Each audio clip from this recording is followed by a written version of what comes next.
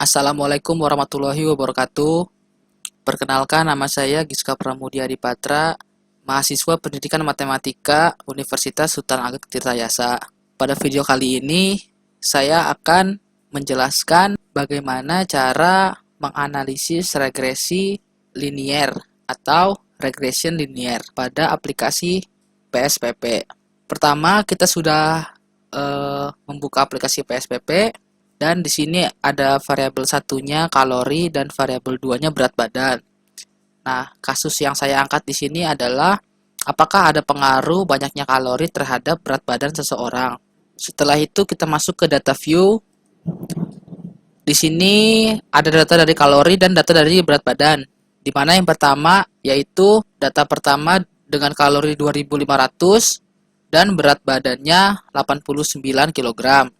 Dan kalori 2000 dengan berat badan 71 kg dan seterusnya.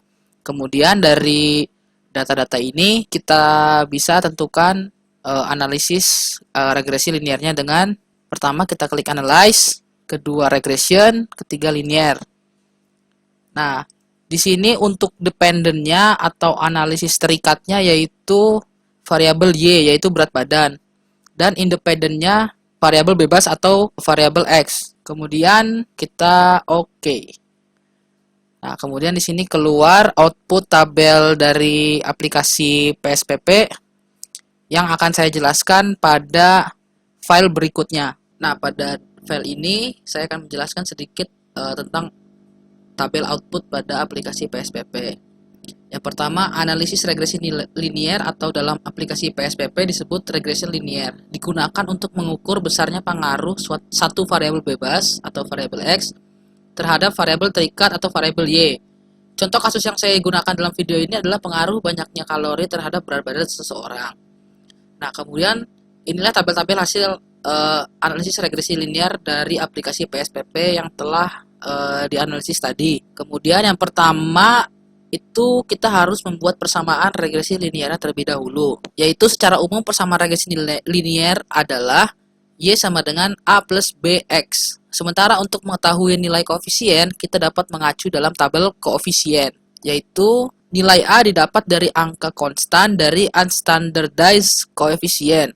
Dalam kasus ini bernilai 39,42, yaitu di sini. Kemudian nilai B didapat dari koefisien regresi kalori. Dalam kasus ini bernilai 0,02, yaitu di sini. Maka persamaan regresi nilainya dengan Y sama dengan A plus BX adalah Y sama dengan 39,42 plus 0,02X. Kemudian yang kedua, uji hipotesis dalam analisis regresi linear. Uji hipotesis dalam analisis regresi linear ini ada 3 uji hipotesis. Yang pertama, uji hipotesis membandingkan nilai signifikansi dengan alfa sama dengan 0,05. Untuk dasar pengambilan keputusan dalam analisis regresi linear dengan membandingkan nilai signifikansi atau sig dengan alfa 0,05, yang pertama, jika H0 ditolak dan H1 diterima, maka dengan nilai signifikansinya lebih kecil daripada 0,05, yaitu pengertiannya ada pengaruh banyaknya kalori terhadap berat badan seseorang. Kemudian yang kedua, jika H0 diterima dan H1 ditolak dengan nilai signifikansi lebih besar daripada 0,05, maka pengertiannya tidak ada pengaruh banyaknya kalori terhadap berat badan seseorang. Kemudian di sini dari tabel koefisien tadi, kita bisa tahu ada nilai signifikansinya di sini. Berdasarkan output di atas diketahui nilai signifikansinya sebesar 0,007, yaitu di sini.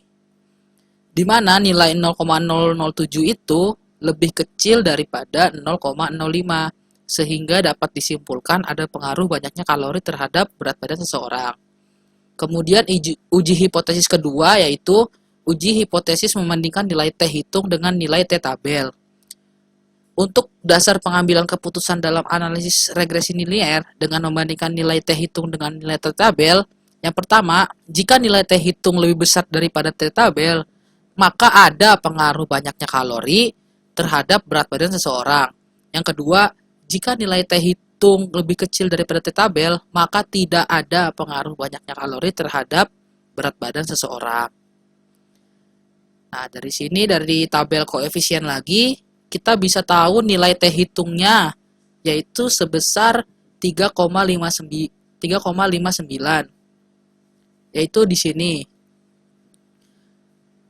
Karena nilai T hitung telah diketahui, maka selanjutnya kita bisa mencari nilai T tabel dengan rumus alfa dibagi 2, yaitu alfanya 0,05 dibagi 2 menjadi 0,025. Dan dengan derajat kebebasannya atau DF, yaitu N-2.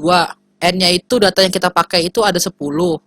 Berarti 10 dikurangi 2 menjadi 8. Maka dengan alfa 0,025 dan DF-nya atau derajat kebebasannya 8, kita dapat lihat nilai T-tabel pada tabel distribusi nilai T-tabel di bawah ini. Nah, distribusi nilai T-tabelnya itu kan alfanya 0,025 di sini. Kemudian DF-nya atau derajat kebebasannya 8 di sini. Berarti nilainya 2,306. Maka dari tabel di samping diketahui dengan alfa 0,025 dan derajat kebebasannya 8 adalah T-tabelnya 2,306. Maka dengan itu nilai T hitung lebih besar daripada nilai T-tabel, yaitu 3,56 lebih besar daripada 2,306. Karena nilai T hitung dalam analisis ini bernilai positif, maka kesimpulannya ada pengaruh positif banyak kalori terhadap berat badan seseorang. Kemudian uji hipotesis ketiga yaitu melihat besarnya pengaruh variabel X terhadap variabel Y. Untuk mengetahui besarnya pengaruh banyaknya kalori atau variabel X terhadap berat badan seseorang atau variabel Y dalam analisis regresi linear, maka kita dapat mengacu pada nilai R-square dalam output table model summary pada aplikasi PSPP, yaitu pada tabel output di sini. Dari output model di sini, model summary di sini, kita ketahui R-square-nya yaitu 0,62 di sini. Nah, nilai ini berarti ada pengaruh banyaknya kalori atau variabel X terhadap berat badan atau berat badan seseorang atau variabel Y adalah sebesar 62%. Sedangkan 38%-nya yaitu berat badan seseorang dipengaruhi oleh variabel lain yang tidak kita teliti. Dari ketiga uji hipotesis ini, kita dapat menarik kesimpulan dari kasus banyaknya kalori terhadap berat badan seseorang, yaitu ada pengaruh positif dari banyaknya kalori atau variabel X terhadap berat badan seseorang atau variabel Y dengan total pengaruh sebesar 62%. Dan pengaruh positif ini bermakna bahwa semakin meningkatnya kalori yang dibutuhkan seseorang, maka akan berpengaruh terhadap berat badan orang tersebut. Sekian penjelasan dari analisis regresi linier pada aplikasi PSPP ini. Saya harap video ini dapat bermanfaat untuk penonton yang ingin menganalisis regresi linier suatu kasus. Sekian dari saya. Wassalamualaikum warahmatullahi wabarakatuh.